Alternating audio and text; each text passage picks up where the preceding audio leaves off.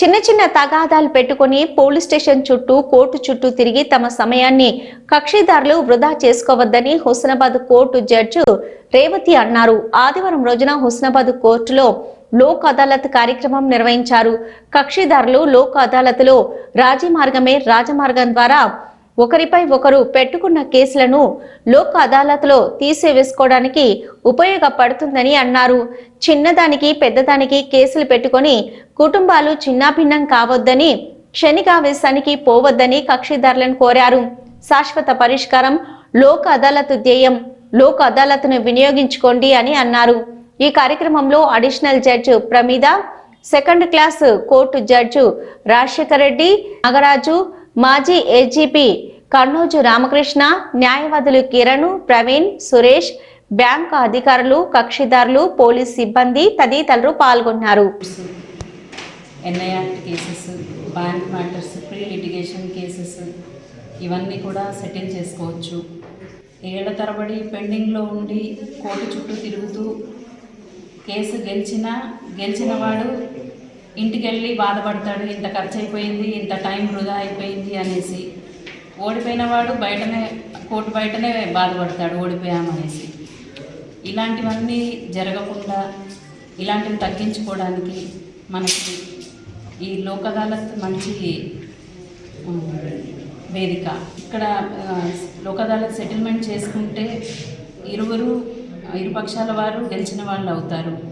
రాజీ మార్గమే రాజమార్గం. ఇందులో లోక్ అదాలత్ అవార్డు తీసుకుంటే ఈ అప్పీల్ ఉండదు, కట్టిన కోర్ట్ ఫీ కూడా రిఫండ్ చేసుకోవచ్చు. ఒకవేళ ఎవరన్నా అంటే లోక్ అదాలత్ అవార్డు ఒబే చేయకపోతే దానికి ఈపీ కూడా ఉంటుంది. అందుకే అందరూ ఈ లోక్ అదాలత్ని సద్వినియోగపరుచుకుంటారని కోరుకుంటున్నాను.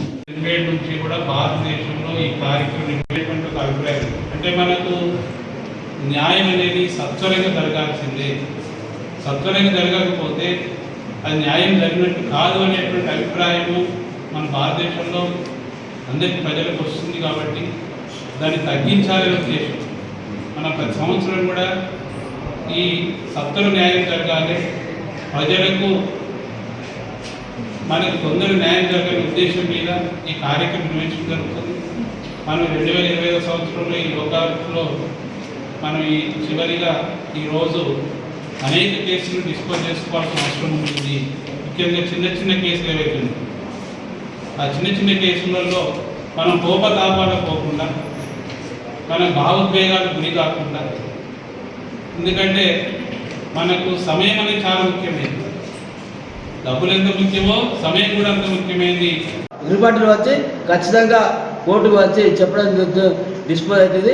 ఒకసారి లోకాల కార్యక్రమంలో ఒకసారి కేసు డిస్పోజ్ అయిన తర్వాత అప్పీల్ అనేది ఉండదు.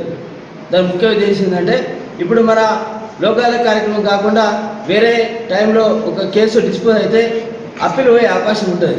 జిల్లా కోర్టు కానీ, హైకోర్టు కానీ, సుప్రీంకోర్టు పోయే అవకాశం ఉంటుంది. కానీ ఒకసారి లోకాల కార్యక్రమంలో కేసు ఇరు పార్టీలు వచ్చి రాజీ పడిన తర్వాత ఆ కేసు అనేది సుప్రీంకోర్టులకు పోయినా కానీ అప్పీల్ అనేది ఉండదు. మెయిన్ ఉద్దేశం అదే. లోక్ అదాలత్ అనేది అంటే రాజమార్గం అంటే ఇరు పార్టీలు వచ్చి కక్షిదారులు వచ్చి కేసు తీసుకుంటే అది మనకు ముఖ్య ఉద్దేశం. అదేవిధంగా ఈరోజు ముఖ్య ఉద్దేశం ఏంటంటే డబ్బు కానీ, అదేవిధంగా ఇప్పుడు అడ్వకేట్స్ పెట్టుకునే స్తోమత లేకున్నా కానీ మన government legal aid council appointment చేస్తుంది.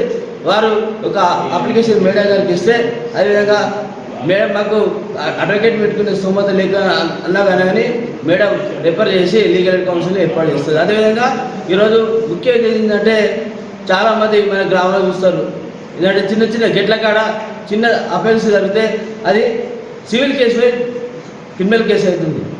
ఒక ముఖ్య ఉద్దేశం ఏంటంటే